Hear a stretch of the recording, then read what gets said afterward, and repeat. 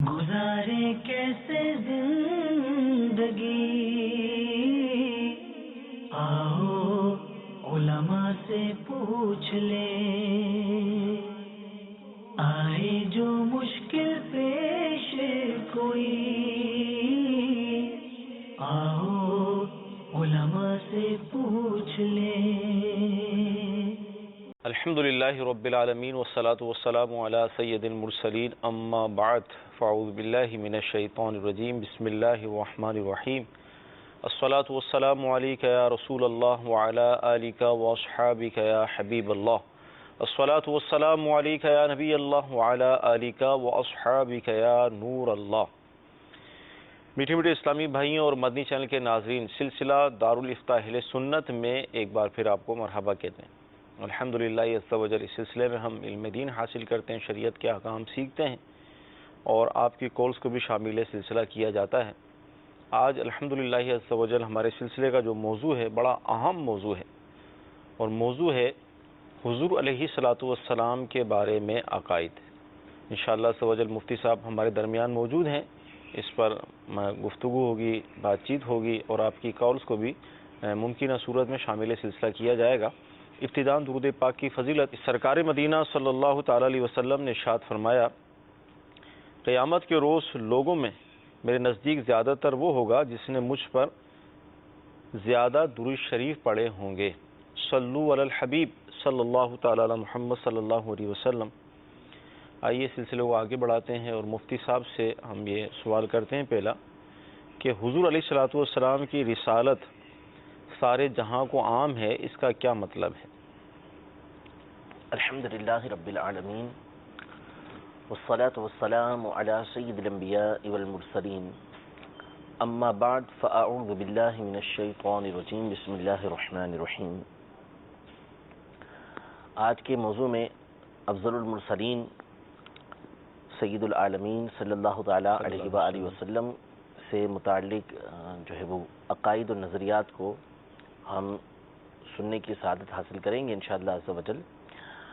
اور حضور علیہ الصلوۃ والسلام کے بارے میں جو عقائد ہیں، آپ علیہ الصلوۃ والسلام کے جو امت پر حقوق ہیں، یہ اس قدر ہیں کہ جن کا شمار نہیں ہے۔ ٹھیک۔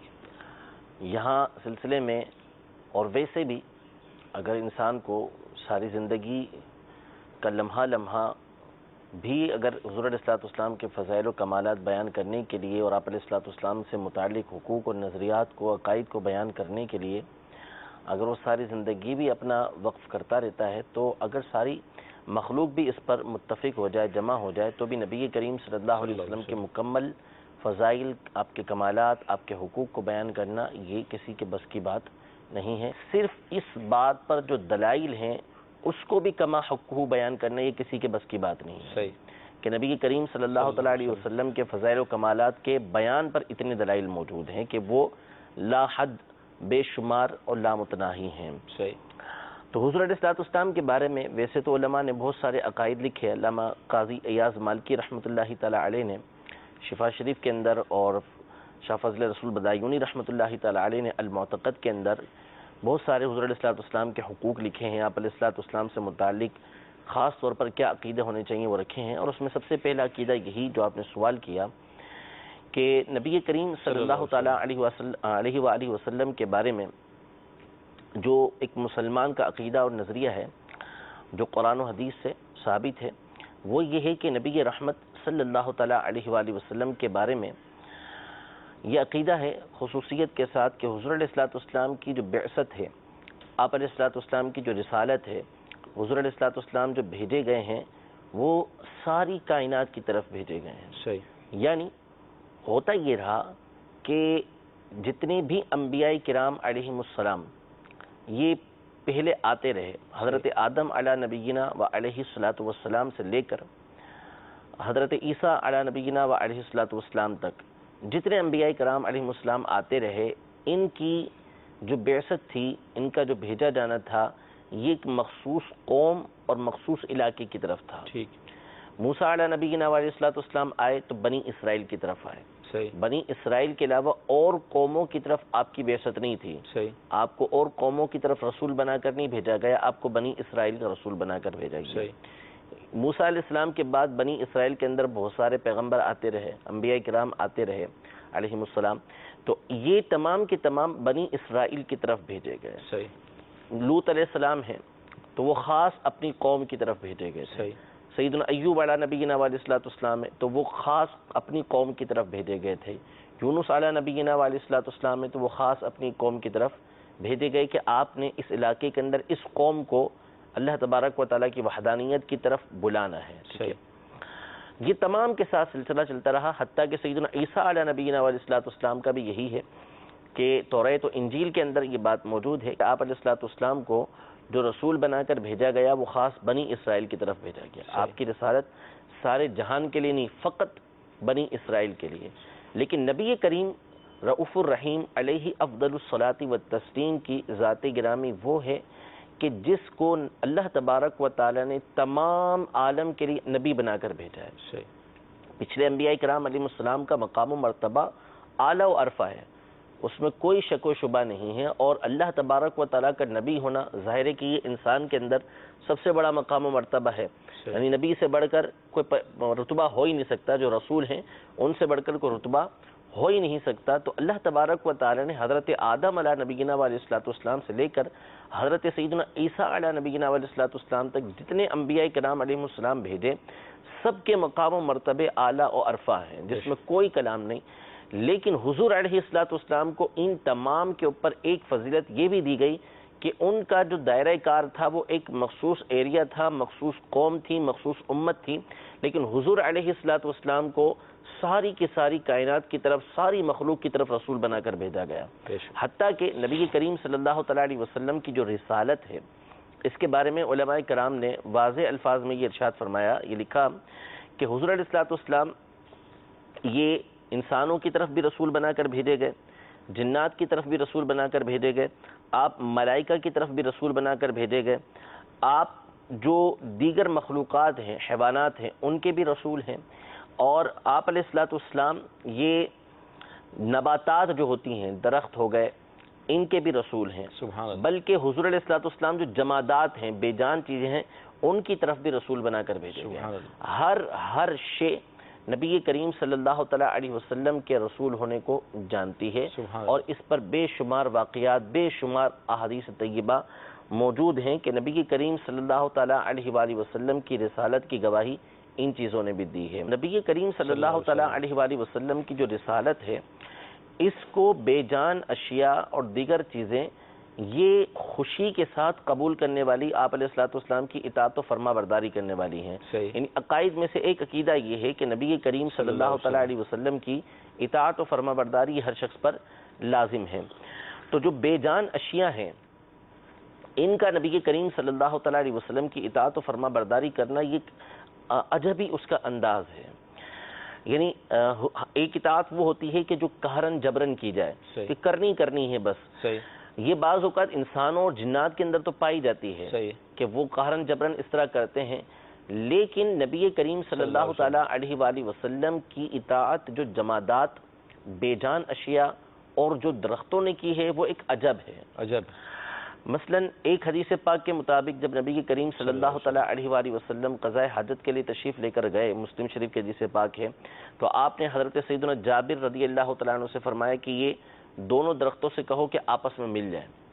تو حضور علیہ الصلوۃ والسلام کے فرمانے پر وہ دونوں درخت آپس میں مل گئے. اور بعض روایتوں کے مطابق آپ نے پکڑ کے دونوں کو برابر کر دیا، دونوں برابر ہو گئے، اور حضور علیہ الصلوۃ والسلام نے اپنی کامل حیا کے مطابق اپنی حاجت جو پوری فرمائی وہ درختوں کے پیچھے پوری فرمائی. اچھا، بعض اوقات ایسا واقعہ، کئی دفعہ ایسا واقعہ پیش آیا کہ جیسے ایک عرابی یہ بارگاہ رسالت میں حاضر ہوئے اور حاضر ہو کر عرض کی کہ یا رسول اللہ صلی اللہ تعالیٰ علیہ وسلم میں مومن ہوں، میں آپ پر ایمان لایا ہوں، لیکن میں معجزہ دیکھنا چاہتا ہوں. تو حضور علیہ الصلوۃ والسلام نے فرمایا کہ کیا معجزہ دیکھنا چاہتے ہو؟ تو انہوں نے کہا کہ جو سامنے درخت ہے میں یہ چاہتا ہوں کہ یہ آپ کے پاس آئے اور آپ کی رسالت کی گواہی دے. تو وہ حضور علیہ الصلوۃ والسلام نے فرمایا کہ جاؤ اس درخت سے کہو کہ تمہیں رسول اللہ صلی اللہ تعالیٰ علیہ وسلم بلاتے ہیں. وہ عربی گئے، یعنی عرب کے جو دیہاتی تھے وہ گئے اور جا کے اس درخت سے کہا کہ تمہیں حضور علیہ الصلوۃ والسلام بلا رہے ہیں. تو حدیث پاک کے اندر ہے کہ وہ درخت اپنی جڑوں کے ساتھ باہر نکلا اللہ اور گھسیٹتا ہوا چلتا ہوا بارگاہ رسالت کے اندر حاضر ہوا اور حاضر ہو کر سلام عرض کیا. حضور علیہ الصلوۃ والسلام نے فرمایا کہ میں کون ہوں؟ تو اس نے کہا کہ آپ اللہ تبارک و تعالیٰ کے رسول ہیں. سبحان اللہ. تو اس عرابی نے کہا کہ یا رسول اللہ صلی اللہ تعالیٰ علیہ وسلم بس میں اتنا ہی چاہتا تھا، آپ اس درخت کو اپنی جگہ پر جانے کا حکم ارشاد فرمائے. تو وہ درخت کو حضور علیہ الصلوۃ والسلام نے حکم ارشاد فرمایا کہ اپنی جگہ پر چلے جاؤ. تو وہ درخت چلتا ہوا ویسے ہی اس جگہ پر پہنچ گیا. سبحان اللہ. یہی حضور علیہ الصلوۃ والسلام کا حکم فرمانا. لیکن یہ درخت حضور علیہ الصلوۃ والسلام کی اطاعت و فرما برداری، آپ کی بارگاہ میں حاضر ہونے کے مشتاق رہتے تھے. صحیح. ان کو اشتیاق ہوتا تھا کہ ہم نبی کریم صلی اللہ تعالیٰ علیہ وسلم کی زیارت کریں، آپ علیہ الصلوۃ والسلام کی بارگاہ میں حاضر ہوں. چنانچہ مسند احمد کے اندر اور دیگر کئی کتابوں کے اندر حدیث پاک موجود ہے کہ ایک دفعہ نبی کریم صلی اللہ تعالیٰ علیہ وسلم سفر فرما رہے تھے. حضرت یعلا بن مرہ رضی اللہ تعالیٰ عنہ فرماتے ہیں کہ ایک درخت کے پاس حضور علیہ الصلوۃ والسلام نے نزول فرمایا، آرام فرمایا. آپ سوئے ہوئے تھے تو ایک درخت جو ہے وہ قریب آیا حضور علیہ الصلوۃ والسلام کے، چلتا ہوا قریب آیا. اور ایک روایت کے مطابق طافت، اس نے حضور علیہ الصلوۃ والسلام کا طواف کیا. اور ایک روایت ہے کہ غشیت، وہ حضور علیہ الصلوۃ والسلام کے اوپر یوں جھک گیا. سبحان اللہ. جب حضور علیہ الصلوۃ والسلام بیدار ہوئے تو حضرت یعلا بن مرہ رضی اللہ تعالیٰ عنہ نے عرض کی کہ رسول اللہ صلی اللہ علیہ وسلم یہ عجیب و غریب معاملہ پیش آیا. تو نبی کریم صلی اللہ تعالیٰ علیہ وسلم اور دیگر تمام انبیاء کرام علیہم السلام، ان کے آنکھیں تو سوتی ہیں لیکن دل نہیں سوتے ہیں، دل ان کے جاگتے ہیں. تو حضور علیہ الصلوۃ والسلام نے فرمایا کہ وجہ یہ ہوئی کہ یہ جو درخت تھا اس نے اللہ تبارک و تعالیٰ کی بارگاہ میں عرض کی کہ یا اللہ عز و جل مجھے اس بات کی اجازت مرحمت فرما کہ میں تیرے حبیب صلی اللہ تعالیٰ علیہ وسلم کی بارگاہ میں حاضر ہوں اور ان کو سلام عرض کروں. سبحان اللہ. لہذا یہ درخت چلتا ہوا میرے پاس آیا تھا اور مجھے سلام عرض کر کے پھر واپس اپنی جگہ پر گیا. سبحان اللہ. تو یہ بے جان اشیاء نبی کریم صلی اللہ تعالیٰ علیہ وسلم کی اطاعت و فرما برداری کرتی تھیں اور نبی کریم صلی اللہ تعالیٰ علیہ وآلہ وسلم ان تمام کی طرف رسول بنا کر بھیجے گئے تھے. حضور علیہ الصلوۃ والسلام کی رسالت کے عام ہونے کا مطلب یہ ہے کہ آپ علیہ الصلوۃ والسلام کی رسالت یہ ہر مخلوق کی طرف ہے، کائنات کے ہر شخص کی طرف حضور علیہ الصلوۃ والسلام کی رسالت ہے. قرآن پاک میں اللہ تبارک و تعالیٰ نے سورہ سبا میں ارشاد فرمایا وما ارسلناک الا کافۃ للناس، کہ ہم نے آپ کو نہیں بھیجا مگر یہ کہ تمام لوگوں کے لیے رسول بنا کر. صحیح. آپ کی رسالت تمام لوگوں کے لیے ہے. اسی طرح سورۃ الاعراف میں اللہ تبارک و تعالیٰ نے ارشاد فرمایا قل یا ایھا الناس انی رسول اللہ الیکم جمیعا، اے محبوب آپ فرما دیجئے کہ اے لوگو میں تم تمام کی طرف اللہ کا رسول بنا کر بھیجا گیا ہوں، تم تمام کی طرف میں اللہ تبارک و تعالیٰ کا رسول ہوں. تو نبی کریم صلی اللہ تعالیٰ علیہ وسلم کی رسالت یہ تمام لوگوں کو عام ہے. البتہ یہاں یہ یاد رکھیے کہ نبی کریم صلی اللہ تعالیٰ علیہ وسلم کی جو امت ہے یہ امت دو طرح کی ہے. امت سب ہیں. حضور علیہ الصلوۃ والسلام کی امت میں سب داخل ہیں، چاہے مومن ہو چاہے کافر ہو. لیکن امت دو طرح کی ہے. ایک امت ہے امت اجابت. ٹھیک ہے. اجابت کا مطلب قبول کرنا.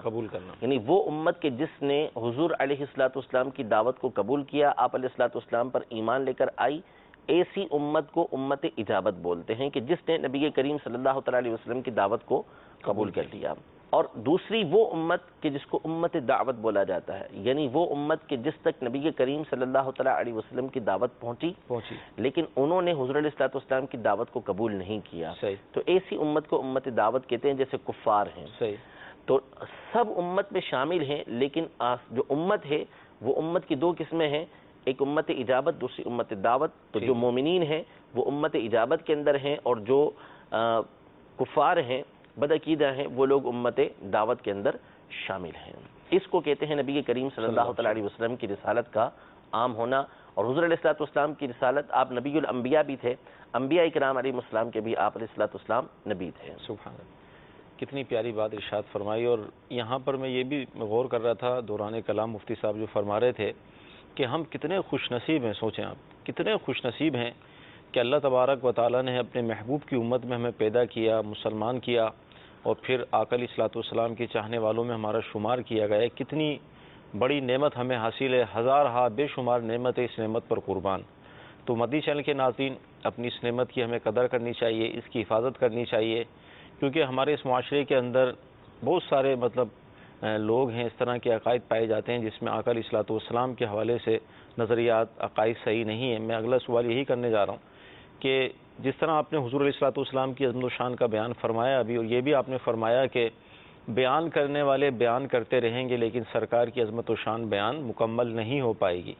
سید اعلیٰ حضرت نے بھی اپنے ایک شعر میں ارشاد فرمایا، لیکن رضا نے ختم سخن اس پہ کر دیا، خالق کا بندہ خلق کا آقا کہوں تجھے۔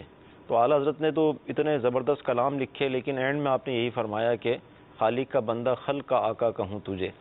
اچھا، یہ ارشاد فرمائے کہ اب اگر کوئی شخص ایسا ہے، کیونکہ عقیدے پہ ہم بات کر رہے ہیں، کہ جو حضور علیہ الصلوۃ والسلام کے بعد کسی اور نبی کا ہونا ممکن جانے کہ آ سکتا ہے، تو اس کے بارے میں آپ کیا فرمائیں گے؟ نبی کریم صلی اللہ تعالیٰ علیہ وآلہ وسلم خاتم النبیین ہیں، ٹھیک، اور خاتم النبیین کا معنی یہ ہے کہ نبوت کا دروازہ نبی کریم صلی اللہ تعالیٰ علیہ وآلہ وسلم پر بند ہو چکا۔ ٹھیک، آپ سب سے آخری نبی ہیں، اب آپ کے بعد کوئی نبی نہیں ہو سکتا، ٹھیک ہے، یہ ممکن ہی نہیں ہے۔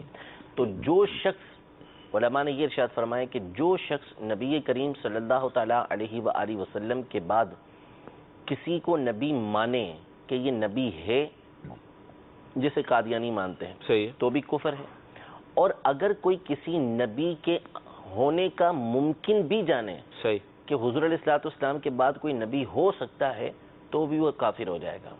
اس لیے کہ نبی کریم صلی اللہ تعالیٰ علیہ وسلم کے بعد اور آپ علیہ الصلوۃ والسلام کے زمانے میں بھی کوئی دوسرا نبی نہیں ہو سکتا تھا۔ صحیح، آپ علیہ الصلوۃ والسلام کے بارے میں اللہ تبارک و تعالیٰ نے واضح الفاظ میں ارشاد فرما دیا کہ ما کان محمد ابا احد من رجالکم ولکن رسول اللہ وخاتم النبیین، صحیح، کہ محمد صلی اللہ تعالیٰ علیہ وسلم تم میں سے کسی مرد کے باپ نہیں، صحیح، ہاں وہ تو اللہ کے رسول ہیں اور خاتم النبیین ہیں۔ صحیح، خاتم النبیین کا یہاں پر معنی اجماع قطعی یقینی کے ساتھ یہ ہے کہ نبی کریم صلی اللہ تعالیٰ علیہ وسلم خاتم النبیین ہیں، یعنی آپ علیہ الصلوۃ والسلام کے بعد کوئی دوسرا نبی ہو ہی نہیں سکتا۔ صحیح، یہ صحابہ کرام علیہم رضوان کے زمانے سے لے کر آج تک اور قیامت تک کے مسلمانوں کا اجماعی عقیدہ ہے کہ اس آیت میں خاتم النبیین کا مطلب یہ ہے کہ نبی کریم صلی اللہ تعالیٰ علیہ وآلہ وسلم کے بعد کسی نبی کا ہونا ممکن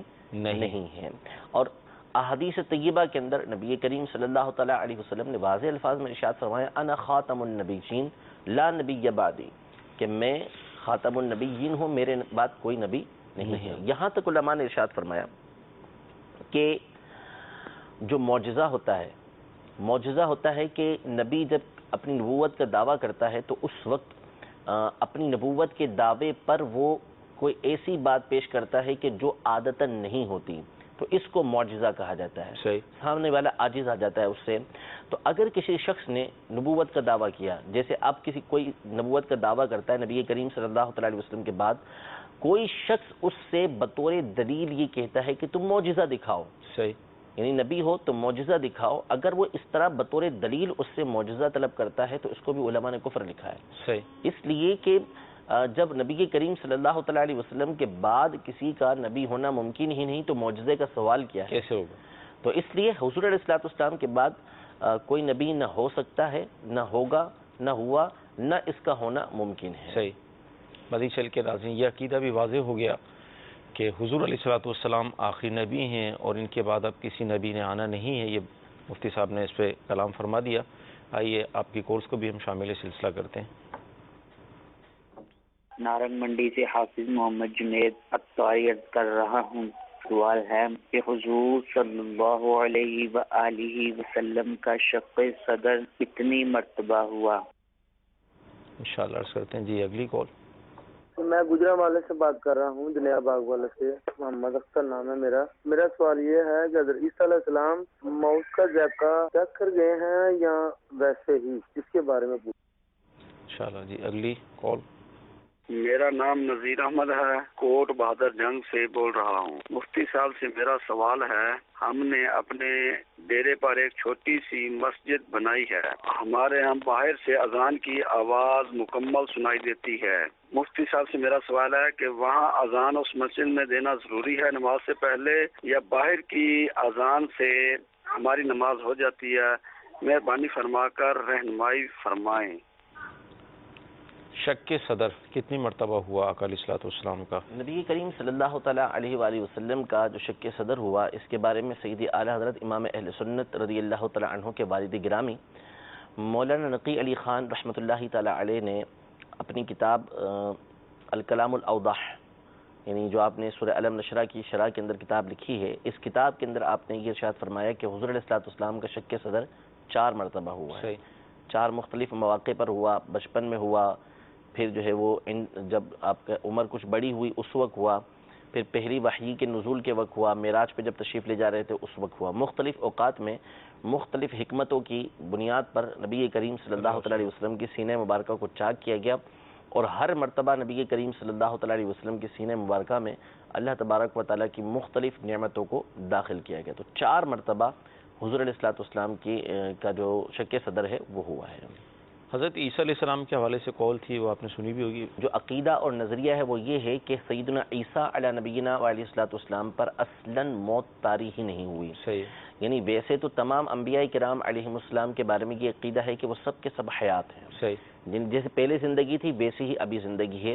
صحیح۔ صرف ایک لمحے کے لیے انبیاء کرام علیہم السلام کو موت آئی، اور اس کے بعد دوبارہ ان کی وہی سابقہ زندگی ہے، کیونکہ اللہ تبارک و تعالیٰ نے ارشاد فرمایا کل نفس ذائقۃ الموت، صحیح، کہ ہر جان نے موت کا مزہ چکھنا ہے۔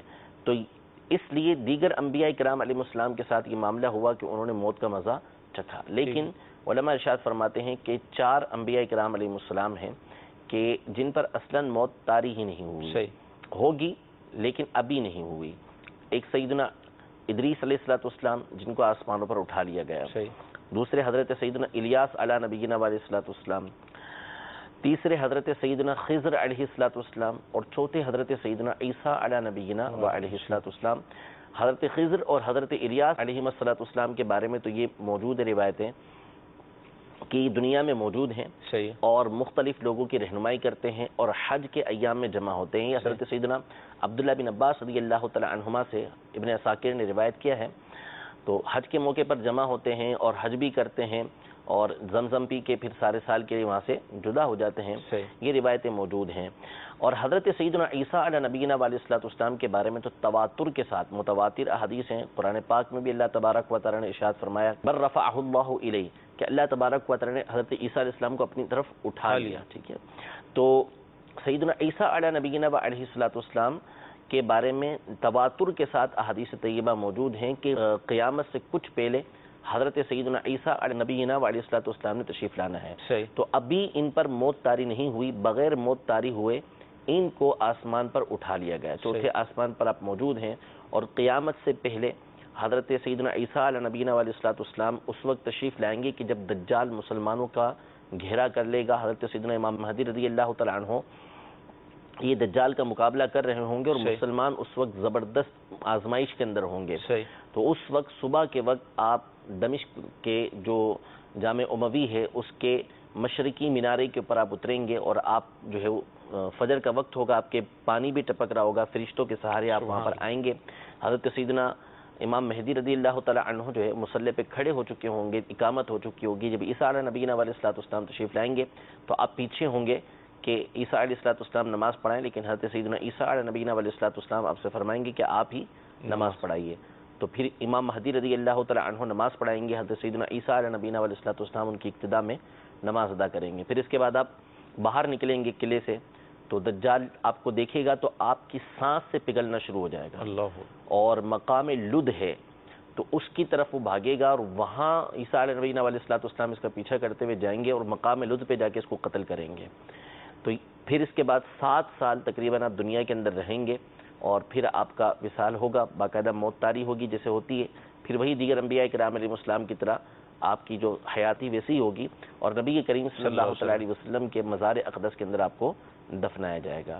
تو یہ جو موت طاری ہوگی جیسے دیگر انبیاء کرام علیہ السلام پر ایک لمحے کے لیے طاری ہوئی، پھر پچھلی زندگی کی طرح ہے، یہ عیسیٰ علیہ نبینا علیہ الصلوۃ والسلام کے ساتھ ابھی نہیں ہوا، قیامت سے پہلے ہوگا۔ ٹھیک، اس کی بھی وضاحت ہو گئی۔ اچھا، یہ جو ایک کال تھی ہماری، کوئی ان کا اپنا ایک چھوٹا سا وہ ہے ڈیرا انہوں نے بنا رکھا ہے، وہاں مسجد بھی بنائی ہے چھوٹی سی، لیکن اطراف میں کسی مسجد سے اذان بھی آتی ہے، تو اول تو شرعی حکم یہ بتا دیں اس کا کہ یہ ان کی جو مسجد ہے، اور دیکھیں یہ مسجد ہے یا نماز پڑھنے کے لیے جگہ بنائی جائے ہے، نماز وغیرہ، یہ وضاحت ضروری ہے۔ ویسے عمومی طور پر اگر ایسے مقام پر جائے نماز بنائی جاتی ہے اور قریب مسجد ہے کہ امام جو ہے اس کے اندر امامت کی جمی شرائط پائی جاتی ہیں، جس کے پیچھے نماز پڑھنا جائز ہے، تو پھر تو ان کے لیے ضروری ہوگا کہ اس جگہ پر جا کے نماز ادا کریں۔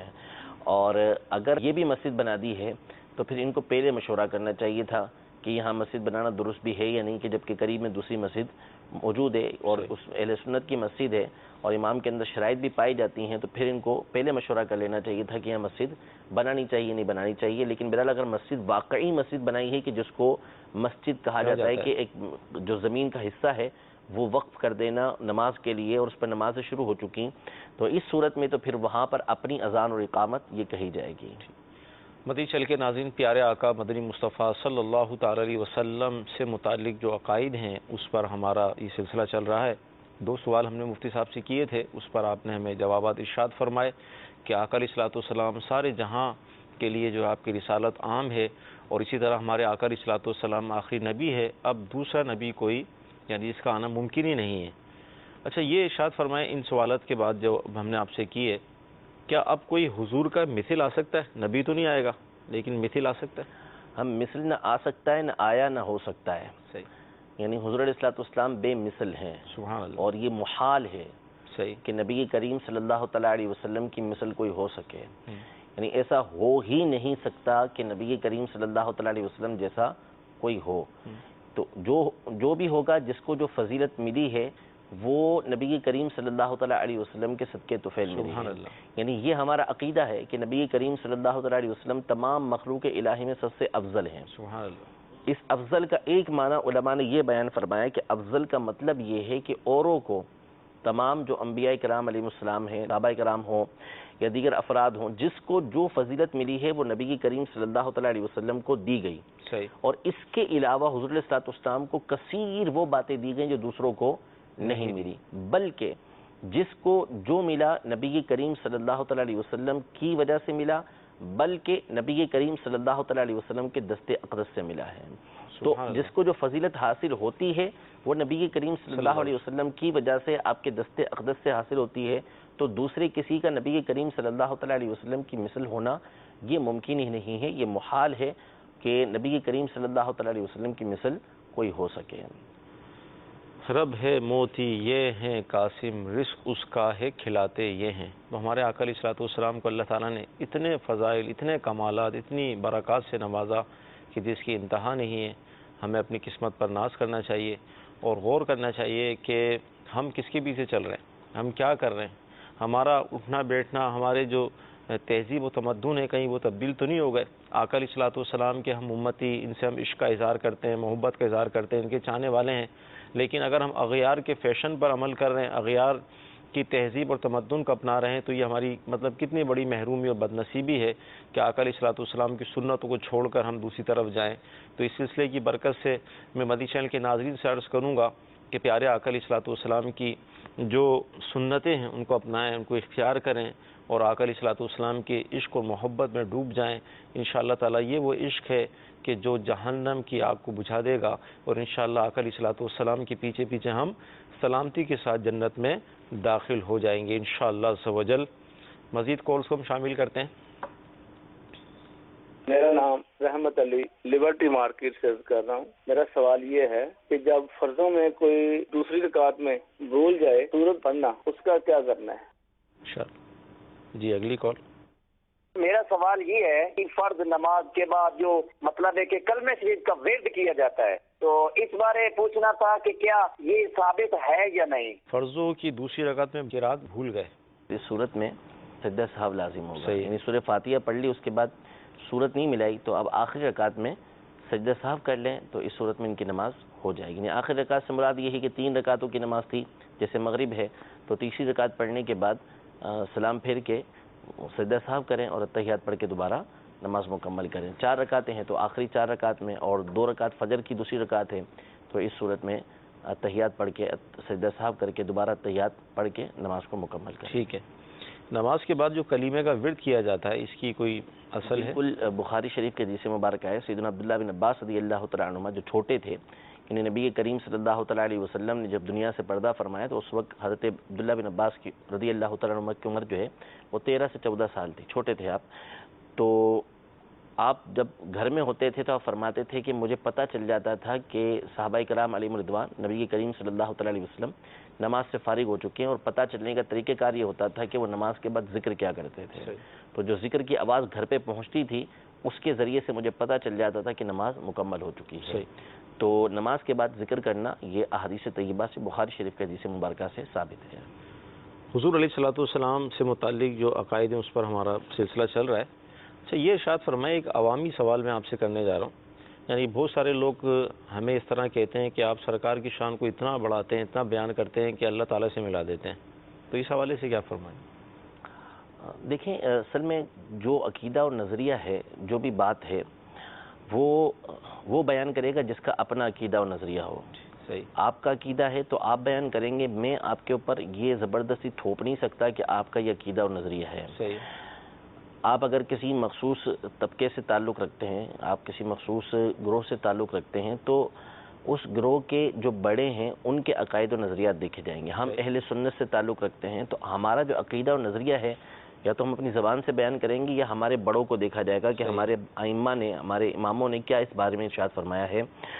تو ہمارے امام اہل سنت رضی اللہ تعالیٰ عنہ، اعلیٰ حضرت امام اہل سنت، اور ظاہر اعلیٰ حضرت کے جو عقائد و نظریات تھے وہ صحابہ والے عقائد و نظریات تھے. صحابہ کرام علیہم رضوان نے جو بیان کیا، جو تابعین نے بیان کیا، جو بزرگوں نے بیان کیا، وہی عقائد اور نظریات اعلیٰ حضرت امام اہل سنت نے آگے بیان فرمائے. وہ اردو کے اندر آسان الفاظ میں اس زمانے کے اعتبار سے اعلیٰ حضرت نے قرآن و حدیث کی اور صحابہ کرام علیہم رضوان کی تشریح اور توضیح کر کے ہمارے سامنے رکھ دی. اس کی تفصیل علماء اپنی کتابوں میں کئی مرتبہ بیان کر چکے ہیں. جال حق نامی مفتی احمد یار خان نعیمی رحمۃ اللہ تعالی کی کتاب ہے. عبدالحکیم شرف قادری صاحب رحمۃ اللہ تعالی کی من عقائد اہل سنہ کے نام سے کتاب ہے. امیر علیہ سنت کی کتاب کفریہ کلمات کے بارے میں سوال جواب. بہار شریعت کا پہلا حصہ. صدر الافاضل بدر الاماثل مولانا نعیم الدین مراد آبادی رحمۃ اللہ تعالی کی کتاب العقائد. ان تمام کے اندر ہمارے عقائد و نظریات واضح ہیں. ٹھیک کہ ہمارے عقیدے کیا کیا ہیں. اب یہ کہنا کہ نبی کریم صلی اللہ تعالیٰ علیہ وسلم کو اللہ تبارک و تعالیٰ سے ملا دیتے ہیں اور بعض کہتے ہیں اللہ سے بڑھا دیتے ہیں، نعوذ باللہ، یہ تو تہمت اور یہ تو سیدھا سیدھا کسی کے اوپر کفر کا الزام لگانا ہے. کہ جو نبی کریم صلی اللہ تعالیٰ علیہ وآلہ وسلم کو اللہ تبارک و تعالیٰ کے برابر جانے یا نبی کریم صلی اللہ تعالیٰ علیہ وسلم کو اللہ سے بڑھ کر جانے تو کافر ہو گیا، مشرک ہو گیا کہ وہ حضور علیہ الصلوۃ والسلام کو اللہ تبارک و تعالیٰ سے بڑھ کر جان رہا ہے. تو ایسا ہرگز نہیں. آپ امام اہل سنت رضی اللہ تعالیٰ عنہ کی ساری کتابیں پڑھ ڈالیں. آپ اعلیٰ حضرت امام اہل سنت کے تمام نعتیہ اشعار دیکھ ڈالیں. آپ جگہ جگہ دیکھیں گے کہ سیدی اعلیٰ حضرت امام اہل سنت نے نبی کریم صلی اللہ تعالیٰ علیہ وآلہ وسلم کے بارے میں یہ ارشاد فرمایا، جیسے ابھی آپ نے خود ایک شعر پڑھا کہ یہ پوری نعت ہے حضور علیہ السلام کی، کہ سرور کہوں کہ مالک و مولا کہوں تجھے، باغ خلیل کا گل زیبا کہوں تجھے. اور اس طرح کے بہت سارے اشعار پڑھ کے اعلیٰ حضرت نے یہ فرمایا کہ تیرے تو وصف عیب تناہی سے ہیں بری. یعنی آپ علیہ الصلوۃ والسلام کے اوصاف، آپ علیہ الصلوۃ والسلام کے کمالات یہ ختم ہونے کے عیب سے پاک ہے، یعنی ختم نہیں ہو سکتے. کہ اتنے کمالات اللہ تبارک و تعالیٰ نے عطا فرمائے ہیں. حیران ہوں میرے شاہ میں کیا کیا کہوں تجھے، یعنی میری عقل تو حیران ہے کہ میں آپ کو کیا کیا کہوں. لیکن آخر میں اعلیٰ حضرت امام اہل سنت نے فیصلہ یہ فرمایا کہ لیکن رضا نے ختم سخن اس پہ کر دیا. یعنی گفتگو اعلیٰ حضرت فرما رہے کہ ختم اس پہ کر دی کہ خالق کا بندہ، خالق کا بندہ، خلق کا آقا کہوں تجھے. یعنی نبی کریم صلی اللہ تعالیٰ علیہ وسلم اللہ تبارک و تعالیٰ کے بندے ہیں، بے شک اللہ کے بندے ہیں، مخلوق کے آقا ہیں. نبی کریم صلی اللہ علیہ وسلم کو برابر کا تصور کیا ہی نہیں جا سکتا. وہ تو اللہ تبارک و تعالیٰ کی مخلوق اور اللہ تبارک و تعالیٰ کے محبوب بندے ہیں. بے شک بے شک. اعلیٰ حضرت نے تو یہاں تک ارشاد فرمایا کہ جو نعت لکھنا ہے نا، یہ ایسا ہے جیسے ایک باریک پل پر چلنا، تلوار کی دھار پر چلنا. اس لیے کہ اگر نعت میں آپ حد سے بڑھے تو ممکن ہے کہ آپ اللہ تبارک و تعالیٰ کے ساتھ ملا دیں. اور یہ خطرناک کفر شرک ہے. اور اگر آپ کمی کی طرف آئے آپ کو کفر کی طرف لے جائے گا. تو اس لیے اعلیٰ حضرت امام علیہ سنت تو یہ فیصلہ فرما رہے ہیں کہ نعت لکھنا مشکل کام ہے، کہ آپ بڑھائیں گے تو کہیں ایسا نہ ہو کہ اللہ تبارک و تعالیٰ تک پہنچ جائے، اور گھٹائیں گے تو ایسا نہ ہو کہ آپ جو ہے وہ کفر کے اندر جا پڑے. اس لیے جس کو قرآن و حدیث کے اوپر پوری نظر ہو وہی نبی کریم صلی اللہ علیہ وسلم کی نعتیں لکھے یا کم از کم علماء اہل سنت کی رہنمائی کے اندر یہ باتیں لکھیں. تو اس بات کو یہ کہنا کہ نبی کریم صلی اللہ تعالیٰ علیہ وسلم کو اللہ تبارک و تعالیٰ سے ملا دیتے ہیں, اللہ تبارک و تعالیٰ سے بڑھا دیتے ہیں, اس کا کوئی تصور ہی ہمارے یہاں پر نہیں ہے. پچھلے سلسلے کے اندر میں نے ایک بات یہ بیان کی تھی کہ اعلیٰ حضرت امام اہل سنت نے کئی کتابیں لکھی نبی کریم صلی اللہ تعالیٰ علیہ وسلم کے علم غیب کے حوالے سے کہ اللہ تبارک و تعالیٰ نے نبی کریم صلی اللہ علیہ وسلم کو غیب کا علم کثیر عطا فرمایا, اتنا عطا فرمایا کہ ابتدائی کائنات سے انتہائی کائنات تک عطا فرما دیا. اور اس کی مثال اعلیٰ حضرت نے یہ دی کہ اگر کروڑا کروڑ سمندر ہوں وہ ایک طرف ہوں اور ایک قطرہ ایک طرف ہو تو ساری کی ساری مخلوق کا علم جو ہے وہ ایک قطرے کی طرح ہے اور نبی کریم صلی اللہ علیہ وسلم کا علم ایک کروڑا کروڑ سمندر کی طرح ہے. یہ ایک مثال بیان کی, لیکن فرمایا کہ جب نبی کریم صلی اللہ تعالیٰ علیہ وسلم کے علم کو اللہ تبارک و تعالیٰ کے علم کے سامنے رکھیں گے تو ہم یہ مثال بھی بیان نہیں کر سکتے. وجہ اس کی یہ ہے کہ نبی کریم صلی اللہ تعالیٰ علیہ وسلم کے علم کی ایک انتہا ہے جو اللہ تبارک و تعالیٰ جانتا ہے اور اس کے بتائے سے اس کے حبیب صلی اللہ علیہ وسلم جانتے ہیں کہ یہ انتہا ہے. لیکن اللہ تبارک و تعالیٰ کی جو صفات ہیں وہ لامتناہی ہیں, اس کا علم اس کی کوئی انتہا نہیں ہے. اس لیے ہم تو کوئی مثال بھی نہیں دے سکتے کہ حضور علیہ الصلوۃ والسلام کے علم کو قطرہ کہیں اور اللہ تبارک و تعالیٰ کے علم کو کروڑا کروڑ کہیں, کیونکہ کروڑا کروڑ سمندر ایک مرتبہ ختم ہو جائیں گے اور اللہ تبارک و تعالیٰ کا علم اس سے پاک ہے. تو اعلیٰ حضرت امام اہل سنت تو یہاں تک فرما رہے ہیں, اور پھر اس کے بعد یہاں تک اعلیٰ حضرت نے فرمایا کہ جو بھی فضیلت نبی کریم صلی اللہ تعالیٰ علیہ وسلم کو دی گئی ہے وہ ساری کی ساری اللہ تبارک و تعالیٰ کی عطا سے دی گئی ہے. تو تصور ہی نہیں ہے کہ نبی کریم صلی اللہ تعالیٰ علیہ وسلم کو اللہ تبارک و تعالیٰ کی طرح مانا جائے یا اللہ تبارک و تعالیٰ سے بڑھ کر مانا جائے. یہ صرف اور صرف وہ افراد کہتے ہیں یا تو جو علم سے کورے ہوتے ہیں یا پھر جن کے اندر تعصب ہوتا ہے, ورنہ جو پڑھنے والے ہیں فتاوی رضویہ شریف کو وہ پڑھ لیں یا کم از کم ہدایت کے بخشش ہی کو وہ پڑھ لیں تو ان کے سامنے بات واضح ہو جائے گی کہ ہمارے عقائد اور نظریات کیا ہیں. مدنی چینل کے ناظرین, حضور علیہ الصلوۃ والسلام سے متعلق عقائد پر ہمارا سلسلہ چل رہا ہے. کچھ قولیں بھی مجھے بتایا جا رہا ہے کہ ہمیں جمع ہو رہی ہیں. علم غیب سے متعلق بھی ایک قول ہے اور وہ اس کا جواب مفتی صاحب نے دے دیا, پچھلے سلسلے میں ہوا تھا. نور سے متعلق ایک قول ہے, آئیے اس کو ہم شامل کرتے ہیں. آقا صلی اللہ علیہ وسلم کو اللہ کا نور کہنا کیسا؟ جی مفتی صاحب کیا فرمائیں؟